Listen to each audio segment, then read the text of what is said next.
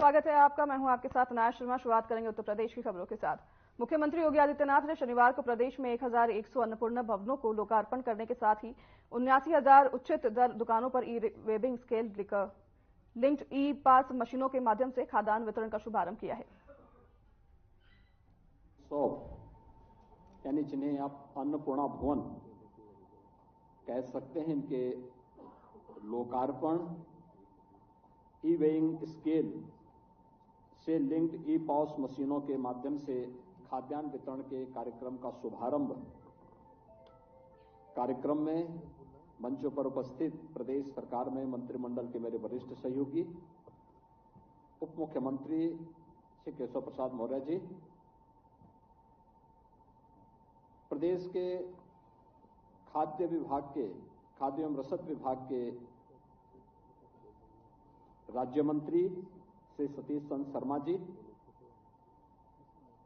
ग्राम्य विकास विभाग के राज्य मंत्री श्रीमती विजयलक्ष्मी गौतम जी, प्रदेश के मुख्य सचिव श्री दुर्गा शंकर मिश्र जी, प्रमुख सचिव खाद्य एवं रसद आलोक कुमार जी, खाद्य एवं रसद विभाग के सभी अधिकारीगण, प्रदेश के सभी 75 जनपदों में 1100 मॉडल फेयर प्राइस शॉप में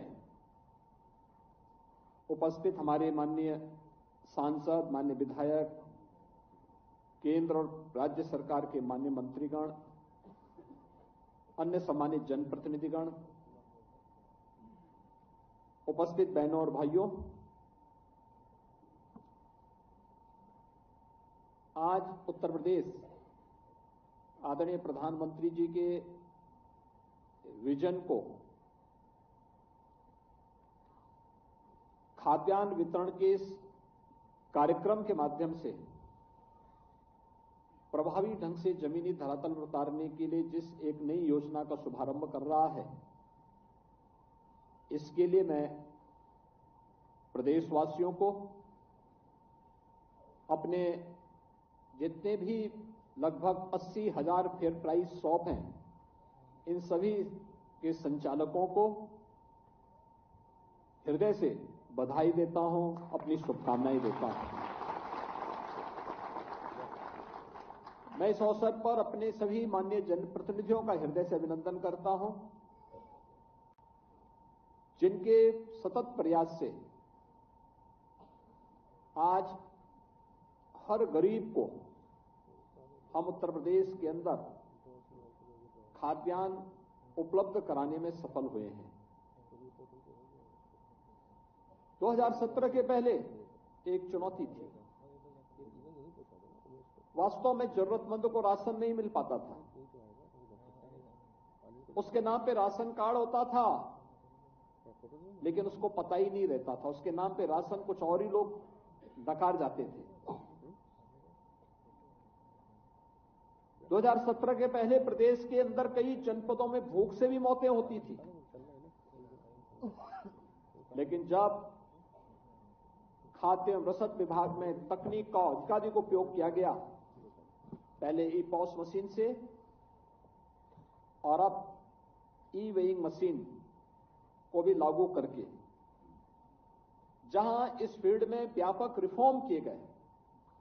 कहने के लिए लोग कहते होंगे कि रिफॉर्म तो केवल डिजिटल उसमें ही हो सकता है, लेकिन प्रधानमंत्री जी की जो मंशा रही है कि रिफॉर्म जीवन के हर एक क्षेत्र में हो सकता है, और खाद्य रसद विभाग ने उस रिफॉर्म के माध्यम से जो परिवर्तन करके दिखाया है, आज मैं कह सकता हूं कि लगभग सभी 80,000 राशन कोटे की दुकान में इस रिफॉर्म का लाभ 15 करोड़ लोगों को प्रदेश के अंदर प्राप्त हुआ।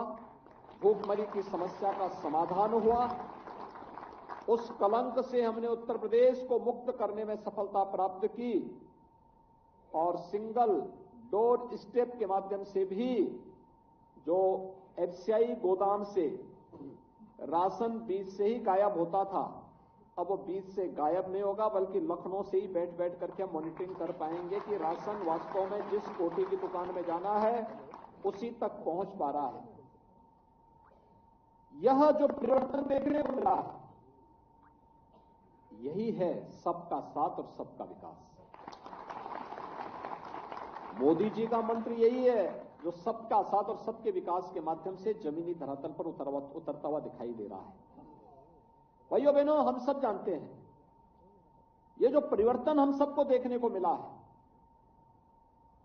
14 के पहले यह असंभव था। गरीब को राशन मिल पाना दूभर था। इस प्रकार की बातों की कल्पना भी नहीं की जा सकती थी। लेकिन 2014 के बाद जो परिवर्तन देखने को मिला, बिना भेदभाव के शासन की योजना का लाभ गरीब को मिला, यही है सुशासन। इसी को कहते हैं सुशासन। सुशासन केवल एक शब्द नहीं है जहां पे शासन की सुविधा का लाभ बिना भेदभाव के हर नागरिक तक पहुंच सके, वही सुशासन है। और सुशासन का यही मॉडल राम राज्य है। बिना भेदभाव के, न जाति, न मत, न मजहब, न क्षेत्र, न भाषा, हर जरूरतमंद को उसकी सुविधा का लाभ मिले। और ये न केवल 14 के बाद ही देखने को मिला, बल्कि 14 के बाद 2024 के बीच हम फरवरी 24 में, और फरवरी 24 भी समाप्त हो गई, अब मार्च 24 में आ गए। अब मार्च 24 में भी हम सब देख रहे हैं, याद करिए आज से ठीक 4 वर्ष पहले यही समय था जब दुनिया इस सदी की सबसे बड़ी महामारी से आतंकित थी, भयग्रस्त थी।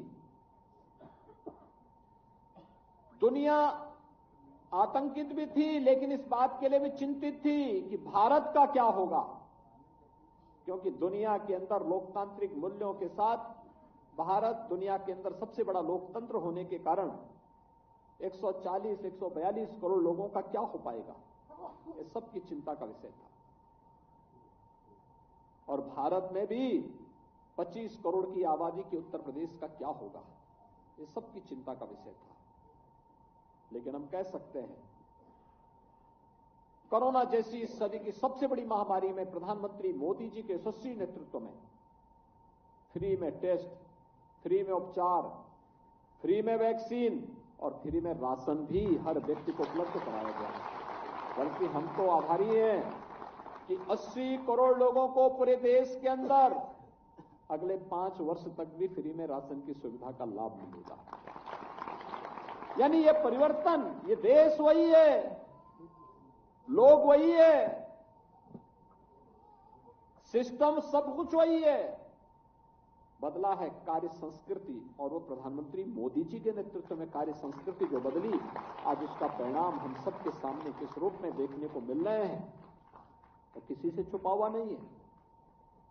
और इसीलिए हम आपसे बात इसीलिए कहने के लिए आए हैं कि ये जो कार्य संस्कृति, बदली हुई कार्य संस्कृति का लाभ कैसे प्राप्त हुआ, स्टेप दर स्टेप हर जरूरतमंद का कार्ड बनना,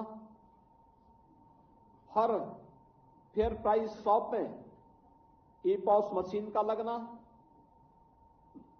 हर फेयर प्राइस शॉप को यहां पे शासन के साथ जुड़ी हुई व्यवस्था के साथ एक स्क्रीन के साथ जोड़ देना, और फिर यही नहीं, वहां पे भी सिंगल डोर स्टेप के माध्यम से एक ही बार में एफसीआई गोदाम से सीधे राशन कोठी की दुकान में राशन जाएगा। यह भी एक निर्णय था, बड़ा महत्वपूर्ण निर्णय था, वह भी पूरा किया गया। और अब मॉडल शॉप, ये मॉडल शॉप केवल मॉडल शॉप नहीं है, ये अन्नपूर्णा भवन जो है ना, यहां पे राशन वितरण करने की व्यवस्था हो सकता है कि कभी कोटेदार अपनी मजबूरी के कारण छोड़ना चाहेगा, तो लोगों को भटकना नहीं पड़ेगा, दुकान वही रहेगी, भले ही व्यक्ति बदलेगा। व्यक्ति से समूह को जा सकता है, समूह से व्यक्ति को आ सकता है, लेकिन दुकान एक ही जगह में बनी रहेगी। एक लाभ ये होगा। दूसरा, राशन वितरण के साथ साथ व्यक्ति जब आएगा तो उस राशन की दुकान में अन्य सामान भी लोगों को मिल जाएंगे। किसी को दवा लेनी हो, जेनरिक दवा लेनी हो, किसी को घर की अन्य आवश्यकता के लिए भी खरीदारी करनी हो, सस्ते में वह सामान भी वहां पे आप लोग बेच पाएंगे, इसकी सुविधा भी रहेगी। तीसरा, राशन जो आएगा उसके लिए एक स्टोर भी रहेगा, गोदाम भी रहेगा उसके साथ ही जुड़ा हुआ, जिसमें लोग सुरक्षित रख भी पाएंगे। ऐसा नहीं, पहले होता क्या था, राशन की दुकान एक जगह और स्टोर कहीं और जगह, तो उसमें भी घालमेल होता था। यह भी बंद। और सबसे महत्वपूर्ण बात जो होनी है वह है कि एक ही जगह कॉमन सर्विस सेंटर की सुविधा। कॉमन सर्विस सेंटर, सर्टिफिकेट, जमीन का कागज ले ले, जन्म है, मृत्यु है, आयु है, जाति है, सभी प्रमाण पत्र की सुविधा वहीं पे एक ही जगह एक ही स्थान पे, यानी राशन की दुकान ही नहीं है, बल्कि यह एक मोदी मॉडल, एक नया, अब गरीबों की, जरूरतमंदों की सुविधा के लिए एक ही जगह आपको उपलब्ध हो पा रहा है। इतनी ढेर सारी सुविधाएं मिल रही हैं और आज 1100 दुकानें हो रही हैं। आप देखना बहुत शीघ्र इसको हम सभी 80,000 दुकानों तक पहुंचाने का काम करेंगे। बहुत बड़ा कार्य हो रहा है। मैं इसके लिए आप सभी को, जितने भी हमारी फेयर प्राइस शॉप्स हैं, उनके संचालकों को, प्रदेश की 15 करोड़ जनता जो इस सुविधा का लाभ ले रही है, उन सभी को मैं इस अवसर पर हृदय से बधाई देता हूं, अभिनंदन करता हूं। और इस बात के लिए प्रधानमंत्री मोदी जी का आभार व्यक्त करता हूं कि उन्होंने कोरोना कालखंड के दौरान और उसके उपरांत 5 वर्ष के लिए हर जरूरतमंद को प्रधानमंत्री अन्न योजना के साथ जोड़ करके उन्हें फ्री में राशन की सुविधा का लाभ उपलब्ध कराने का जो संकल्प लिया था वह अक्षरशः आगे बढ़ रहा है। अभी मैं देख रहा था कितने क्वालिटी के बैग हैं, सबको राशन की सुविधा मिल रही थी, तो बहुत अच्छे ढंग से आप उसका उपयोग कर सकते हैं। राशन का एक बार लिया, उस बैग को सुरक्षित रखा, अगली बार गए उसी बैग को लेकर के आइए, आपको फिर से वह सुविधा वहां उपलब्ध हो जाएगी। यानी ये सुविधा पहली बार हो रही है। जब सरकार संवेदनशील होती है तो सरकार आपको सुरक्षा भी देती है और सरकार आपकी समृद्धि का द्वार भी खोलती है और सरकार आपको गरीब कल्याणकारी योजनाओं का लाभ भी आपको उपलब्ध करवाने का कार्य करती है। और यही तो हुआ है, डबल इंजन की सरकार इसीलिए डबल स्पीड से काम कर पा रही है, क्योंकि यहां पे एक ही लक्ष्य है सबका, और वह है विकास भी होना है, सुरक्षा भी देनी है, समृद्धि भी लानी है और गरीब कल्याण के कार्य को भी बिना भेदभाव के करना है। इतना बड़ा कार्य एक साथ हो रहा है। ग्राम्य विकास विभाग ने मनरेगा योजना के अंतर्गत, पहले मनरेगा का मतलब क्या होता था, 17 के पहले यूपी में पहले एक तालाब खुदता था और अगली बार काम नहीं तो कहते थे कि भाई अब ये काम करो, इस तालाब को पार डालो, फिर अगली बार उस तालाब को फिर खोदो, तो पूरा पैसा तालाब को खोदने, पाटने और फिर खोदने में ही लग जाता था। अब देखिए काम हो गया, तो अन्य कार्य के अलावा अब क्या काम होना है भाई, अब गांव में एक मॉडल अन्नपूर्णा भवन बनाओ। अन्नपूर्णा भवन का मतलब मॉडल फेयर प्राइस शॉप, एक साथ सभी प्रकार की सुविधा वहां मिल गई, सभी प्रकार की सुविधा, गांव में लोगों को रोजगार भी और अन्य प्रकार की। आप देखिए ना, राशन कार्ड की दुकान में एक व्यक्ति राशन बेचने में और सामान बेचने में लग गया, एक वहां पे कॉमन सर्विस सेंटर में काम करने को एक व्यक्ति को वहां जिम्मेदारी मिलेगी, अन्य लोग तमाम प्रकार के अन्य कार्यों के साथ वहां जुड़ सकते हैं। बहुत अच्छी सुविधा वहां के माध्यम से प्राप्त हो सकती है और यह कार्य आज एक साथ यहां पे ग्राम्य विकास विभाग और खाद्य एवं रसद विभाग मिलकर के आगे बढ़ाने का कार्य कर रहा है। मैं इसके लिए दोनों विभागों को हृदय से धन्यवाद देता हूं और जो प्रधानमंत्री मोदी जी के विजन को जमीनी धरातल पर उतारने का काम हो रहा है, यह विजन के लिए जिसका लाभ हमारे प्रदेश के 25 करोड़ लोग लेने जा रहे हैं, इन सबको मैं इसके लिए हृदय से बधाई देता हूं, अपनी शुभकामनाएं देता हूं। सरकार बहुत शीघ्र कुछ और भी बड़े कदम इस क्षेत्र में उठाने की तैयारी कर रही है। हर राशन कार्ड को आधार सीडिंग का काम चल रहा है। और फिर 100 अभी आपने देखा होगा मोदी की गारंटी के माध्यम से विकसित भारत संकल्प यात्रा गांव-गांव गई थी। गांव-गांव जाने का उद्देश्य था सिचुएशन के लक्ष्य को प्राप्त करना। जिस व्यक्ति के पास जो सुविधा है अच्छी बात है, जिसके पास नहीं है उसको सुविधा से लाभान्वित करने की तैयारी करना, उसका एक मैकेनिज्म तैयार करना।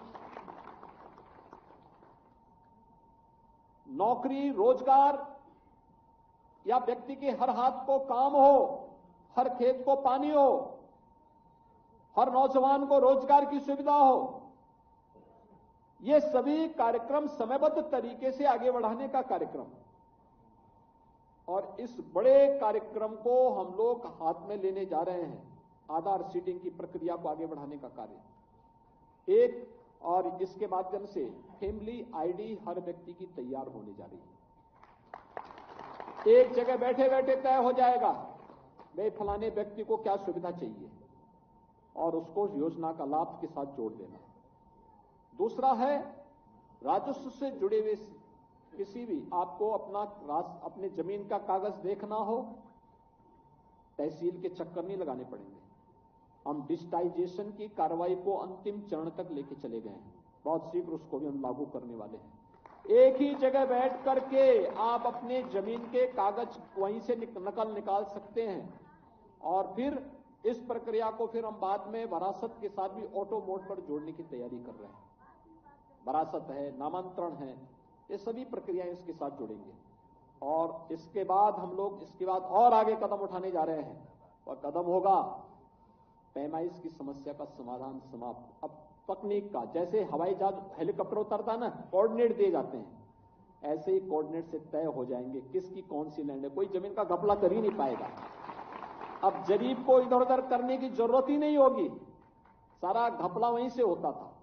अब तो एक ही जगह बैठ करके वहां से सब तय हो जाएगा किसकी लैंड कितनी कहां पे है, और सारे विवाद तकनीक के माध्यम से कैसे समाप्त हो सकते हैं। इस दिशा में भी उत्तर प्रदेश जैसा राज्य अगर इस दिशा में आगे बढ़ जाएगा, मुझे लगता है गरीबों को कितना लाभ प्राप्त हो जाएगा। हर गरीब के चेहरे पर खुशहाली आएगी, उसकी आमदनी बढ़ेगी। प्रधानमंत्री मोदी जी ने पहले पीएम स्वामित्व योजना में जहां पे जिसकी झोपड़ी है, गांव में जहां जिसका मकान है, वहां का मालिकाना अधिकार उसको दे करके पहले ही जमीन का मालिक बना दिया है। और फिर जो बचे होंगे उन सभी गरीबों को हम इस सुविधा के साथ जोड़ने का कार्य करेंगे। आज का एक कार्यक्रम बहुत महत्वपूर्ण कार्यक्रम है। इस महत्वपूर्ण कार्यक्रम के लिए मैं एक बार फिर से आप सभी को हृदय से बधाई देता हूं। सभी जनप्रतिनिधिगण जो अलग अलग जनपदों में इस कार्यक्रम के साथ जुड़े हुए हैं, उन सबको भी मैं इसके लिए हृदय से अभिनंदन करते हुए विश्वास के साथ कह सकता हूं कि जो उनकी मंशा थी कि गरीब को राशन मिलना चाहिए, उस राशन की सुविधा का लाभ उनको प्रदान करने की कार्रवाई को हम आगे बढ़ा रहे हैं। इस विश्वास के साथ आप सबको मेरी शुभकामनाएं। धन्यवाद। जय हिंद। चलिए इसी के साथ आगे बढ़ेंगे खबरों में। भारत निर्वाचन आयोग की प्रेस कॉन्फ्रेंस, जहां मुख्य निर्वाचन आयुक्त ने लोकसभा चुनाव से संबंधित जानकारियां दी। मुख्य निर्वाचन आयुक्त राजीव कुमार ने कहा कि 3 एप्लीकेशन लॉन्च किए जाएंगे। पहले एप्लीकेशन से मतदाता चुनाव में मिलने वाले प्रलोभन के बारे में सीधे चुनाव आयोग से शिकायत कर सकता है। दूसरा एप्लीकेशन वोटर हेल्पलाइन एप्लीकेशन है, इससे वोटर अपनी जानकारी ले सकता है। तीसरा एप्लीकेशन से वोटर अपने प्रत्याशी के बैकग्राउंड के बारे में पता कर सकता है। पूरे इलेक्ट्रेट की संख्या सबसे बड़ी है, बट वोटर टर्नआउट पूरे देश का 67% था 2019 के इलेक्शन में, उसके मुकाबले में ये कम है। तो बहुत ही कंसर्टेड, बहुत ही ध्यान से समेकित तरीके से ये व्यवस्था की जा रही है। प्रयास किया जा रहा है कि अधिक से अधिक लोग इलेक्टरल रोल में जुड़े भी और जुड़ने के बाद वोटिंग पर आए भी, जिसको हम कहते हैं रोल टू पोल। रोल तो आ गए, अब पोल पर भी तो आइए। उसके लिए जैसे अभी मल्टी स्टोरीज में बूथ बना रहे हैं, इतनी सुविधा दे रहे हैं, तो इस बार एक टिप बनाया गया है, टर्नआउट इंप्लीमेंटेशन प्लान। ऐसे बूथ्स की और ऐसी कॉन्स्टिट्यूएंसीज की गणना की गई है, छांटे गए हैं जिन पर वोटिंग कम हुई है। तो वहां क्यों कम हुई है, कलेक्टर साहब लोग जाके पर्सनली अपने माध्यम से देखेंगे, मनाने की कोशिश करेंगे, उनसे रिक्वेस्ट करेंगे, उनसे गुहार लगाएंगे कि भाई जरूर आइए, लोकतंत्र में भागीदारी करिए। टेक्नोलॉजी का बहुत विस्तृत तरीके से हम इलेक्शंस में इस्तेमाल करने जा रहे हैं। हर पक्ष हमारा टेक्नोलॉजी पर है और इसका कारण ये भी है कि हम हर चीज जो करते हैं चुनाव आयोग में वो सबसे पहले टेक्नोलॉजी के माध्यम से सबको बताना चाहते हैं। ये कर रहे हैं डिस्क्लोजर डिस्क्लोजर डिस्क्लोजर, यानी पारदर्शिता सबसे ज्यादा होनी चाहिए। जो काम हम कर रहे हैं वो आपकी सबकी स्क्रूटनी में होना चाहिए कि हम ठीक कर रहे हैं कि नहीं कर रहे हैं, कोई पक्षपात तो नहीं कर रहे हैं। तो अधिकांश चीजें हर प्रोसेस की वो डिस्प्ले होती हैं हमारे वेबसाइट पर और उसकी सबकी कॉपी जहां तक है जिस प्रोसेस की भी, चाहे मशीन का रैंडमाइजेशन हो, चाहे वोटर लिस्ट बनने का काम हो, बूथ्स बनने का काम हो, सब पॉलिटिकल पार्टीज को उसकी प्रति देकर उसके साथ ही किया जाता है। तो 3 एप्लीकेशंस हैं जिसके बारे में मैं खास तौर से आपसे रिक्वेस्ट करूंगा कि आप भी इनको थोड़ा एम्पलीफाई करिए, प्रोपोगेट करिए। हम प्रलोभन मुक्त चुनाव चाहते हैं पूरे देश में। अभी 11 चुनाव पिछले जो हुए हैं लगातार, उनमें हिंसा या रीपोल की कोई घटनाएं नहीं घटी हैं। तो हम एक बहुत क्लीन स्लेट पे 2024 में निष्पक्ष करने के उसमें जा रहे हैं। सी विजिल एक ऐप है जिसमें कोई भी मतदाता किसी भी स्थान से एक शिकायत कर सकता है। कोई टेक्स्ट लिख के हमें मैसेज कर दे उस ऐप पर, फोटो खींच के मैप कर दे, कहीं गलती हो रही है, कैंपेनिंग गलत हो रही है, कोई गलत शराब बट रही है, कोई पैसे बट रहे हैं, कोई फ्रीबीज बट रही हैं, तो उसको नाम और पता लिखने की भी जरूरत नहीं है। उसका लॉन्गिट्यूड लैटिट्यूड देख के हम खुद समझ जाएंगे कि वो कहां खड़ा हुआ है, कहां से शिकायत की है।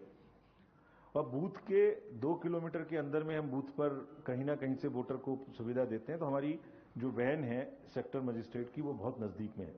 विदिन 100 मिनट्स वो टीम वहां पहुंचेगी, उसकी जांच करेगी और जांच करने के बाद उसका जवाब भी हम उस पर लिखेंगे। इसका बहुत उपयोग हुआ है। जो ये हमने इतने सीजर्स बढ़ाए हैं, जो कैश को रोका है, फ्रीबीज को रोका है, शराब को रोका है, उसमें नागरिकों का भी बहुत बड़ा सहयोग है। तो मुझे पूरी उम्मीद है कि आप इसको फैलाएंगे और उत्तर प्रदेश के नागरिक भी निष्पक्ष चुनाव कराने में विजिलेंट रहेंगे, जागरूक बनेंगे, हमें सुविधा देंगे। वोटर हेल्पलाइन एक दूसरा ऐप है जिस पर आप कुछ भी देख सकते हैं। आपका बूथ कहां पर है, आपका नंबर कितना है, साथ ही में एक आप अपना अगर एपिक उसको डाउनलोड करना चाहते हैं तो वो भी कर सकते हैं, ई एपिक, अगर आपका मोबाइल नंबर वोटर लिस्ट में सीडेड है तो। एक तीसरा ऐप इसी तरीके से है, नो योर कैंडिडेट, यानी आपका प्रत्याशी कौन है, उसका कोई क्रिमिनल बैकग्राउंड तो नहीं है, अगर है तो किस धारा में है, क्या उन्होंने क्राइम किया है, ये वोटर को पता लगना चाहिए। उनके क्या असेट्स हैं, क्या लायबिलिटीज हैं, क्या एफिडेविट उन्होंने फाइल किया है, ये सब वोटर को जानने का अधिकार है। तो जैसे कैंडिडेट को ये अधिकार है कि वो वोटर को बताए मैं क्या करूंगा, तो वोटर को भी ये जानने का अधिकार है कि जरा देख लूं पीछे जाके इनका बैकग्राउंड क्या है, ये क्या करेंगे, मैं अपना एक निर्णय लूंगा। तो ये जो नो योर कैंडिडेट ऐप है, इसमें उनकी फोटो, उनके एफिडेविट्स, उनकी सब चीज दिखाई देंगी। और जिनका भी क्रिमिनल बैकग्राउंड है उनको 3 बार न्यूज़पेपर में प्रकाशित भी करना पड़ेगा कि मेरा ये क्रिमिनल बैकग्राउंड है। और पार्टी को भी, जिसने उन्हें खड़ा किया है, उसको भी लिख के देना पड़ेगा, पेपर्स में प्रकाशित करना पड़ेगा कि उनका भी, उन्होंने क्यों उसको चुना, उन्हें क्यों वहां कोई दूसरे कैंडिडेट बिना क्रिमिनल बैकग्राउंड के नहीं मिल पाए इतनी बड़ी constituency. They also have to tell us. अगर प्रलोभन मुक्त चुनाव कराने के लिए हमने सारी सेंट्रल गवर्नमेंट की जितनी एनफोर्समेंट एजेंसीज हैं, income tax, customs, excise, BSF, narcotics, railways, सबसे बैठक की। और स्टेट गवर्नमेंट की डीएम और एसपीज के अलावा जितने भी पदाधिकारी हैं एक्साइज के, माइंस के, जो वो भी विभाग में देखते हैं, उन सबसे कंबाइंड बैठक की। उनको ये स्पष्ट निर्देश दिए गए हैं।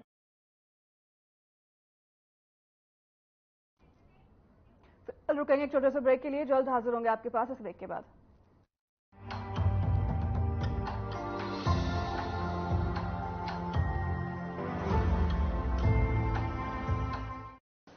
Best channel head Shri Brijmohan Singh, Sadhna News.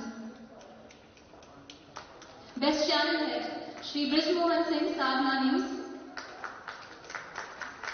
ये पीछे बैठे लोगों से मेरी खास तवज्जो मांगनी चाहूंगी कि प्लीज आप लोग तालियां जरूर बजाएं प्लीज। यहाँ पे आने वाले सभी लोगों की हौसला अफजाई होती है आपकी तालियों से।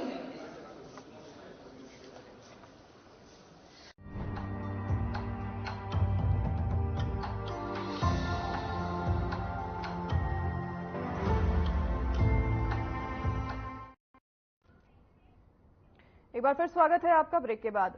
शहरी सरकारी बैंकों के लिए अम्ब्रेला संगठन गृह मंत्री अमित शाह ने इस कार्यक्रम का उद्घाटन किया। आपको सीधे लिए चलते हैं। कोऑपरेशन बिटवीन कोऑपरेटर्स नहीं होगा, ये कोऑपरेटिव कभी सफल नहीं हो सकता है। सहकारी संस्थाओं के बीच में सहकार और परस्पर आगे बढ़ाने की ताकत, ये जब तक नहीं देते हम आगे नहीं बढ़ सकते। किसी भी क्षेत्र में सहकारिता काम करती हो, इस सब के बीच में सामंजस्य बनाना बहुत जरूरी है। मैं इस विषय पर बाद में बात करता हूं, परंतु सबसे पहले मैं नेपकप को बहुत बहुत हृदय से बधाई और शुभकामना देना चाहता हूं। मैं मेरे जीवन में कभी अर्बन कोऑपरेटिव बैंक से जुड़ा हुआ नहीं हूं, परंतु हमारे यहां गुजरात में एक क्राइसिस आया था। उस वक्त नेपकप के साथ काम करने का मुझे मौका मिला था। उस वक्त ये अम्ब्रेला ऑर्गेनाइजेशन की कमी हमें खलती थी। उस वक्त लगता था कि अम्ब्रेला ऑर्गेनाइजेशन होता तो ये बैंकें न डूबती।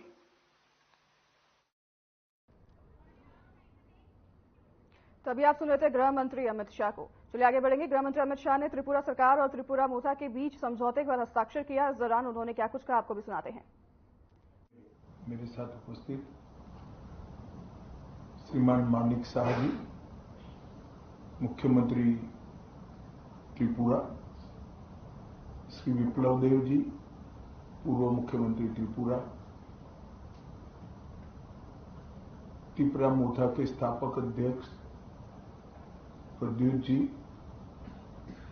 विपक्ष के नेता अनिमेश जी, त्रिपुरा से आए हुए मंत्रीगण और संगठन के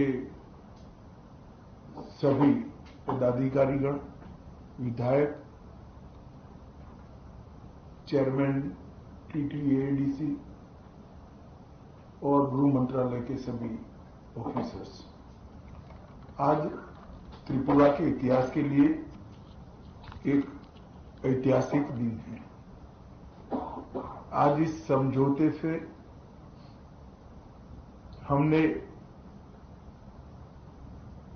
इतिहास का सम्मान किया है, गलतियों को सुधारा है और आज की वास्तविकता को भी स्वीकार कर तीनों चीजों का सामंजस्य कर हमने भविष्य की ओर देखने का काम किया है।